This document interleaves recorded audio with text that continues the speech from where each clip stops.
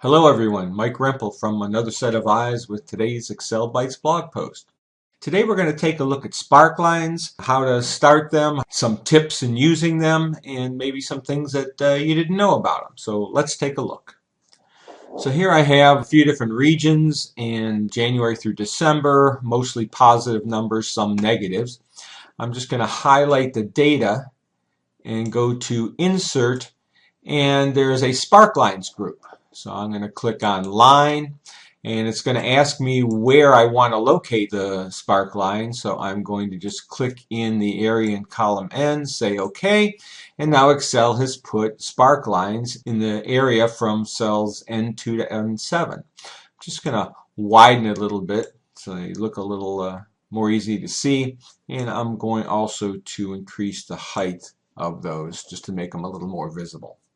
So if I highlight these spark lines and go to the Design tab, you can see there are line, column, and win-loss types of spark lines. Line is as it shows here.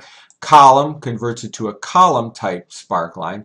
And the win-loss is just simply which items are positive, which are negative. Not showing any relationships between them, but just shows positives versus negatives. So if we go back to line, notice you can also select high point, low point, and if you look at any one of the spark lines, you'll see a red marker where the high points are and the low points. Now you can take each one of those and change the colors on them. So let's say we go back to a column chart. Notice the high points and low points are both red, but you can change the marker colors. Let's say I want the high point to be in green so it stands out a little bit more, the low point in red, or you can make the low point whatever color you want it to be. Maybe you want to make it yellow, and now the low point would be in yellow. If I go back to line chart, notice in the group here there's axis, and you can show the axis. Now if I add that, makes it a little easier to see where the negatives versus the positives are. Notice in the northeast there are no negative numbers, so the axis doesn't show. It's actually below where the spark line is, so it doesn't really show up there. If I change these back to column, with any of the styles, line, column, or win-loss, you can change your colors too. There's a variety of colors that you can choose from as standard styles for sparklines. Now one last thing I wanted to show you is notice here in June we have 100 as the amount, and the problem here is that the 100 for June and Central looks to be the same height as the 25 for September Midwest or the 22 for July Northeast, etc. You can't really sense a relationship when you're comparing multiple spark lines together.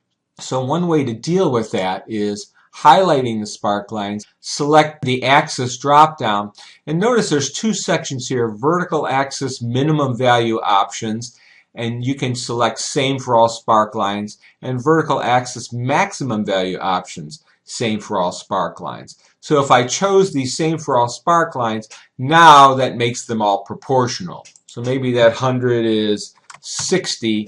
Notice the ones on the bottom actually increased a bit to set them in proportional as opposed to them being viewed as 6 independent charts or 6 independent spark lines.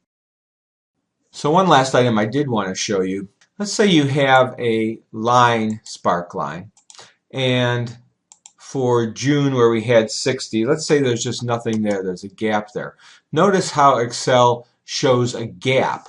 Now you have a choice how you want Excel to show gaps with your spark lines. So if I select that, go to Design, go over to the Edit Data command, and there's a hidden and empty cells. Now you can show empty cells as gaps, 0, or connect the data point with a line. So if I select 0, notice it just shows that as a 0 rather than having a gap there. The other option is connecting the data points. So if I say OK there, now it just drew a straight line between May and July. So it really looks very similar to when we had it at 0 because of the way that the numbers went. But if this, say for example, was a 2, and we had this shown as a 0.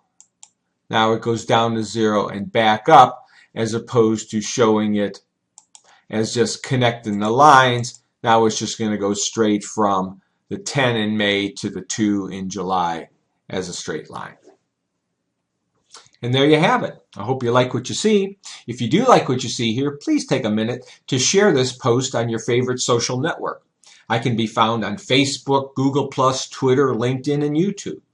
So I hope you enjoy this. If you'd like to see more, please feel free to stop by my website, excel-bytes.com, and I hope you subscribe. So have a great day and happy excelling.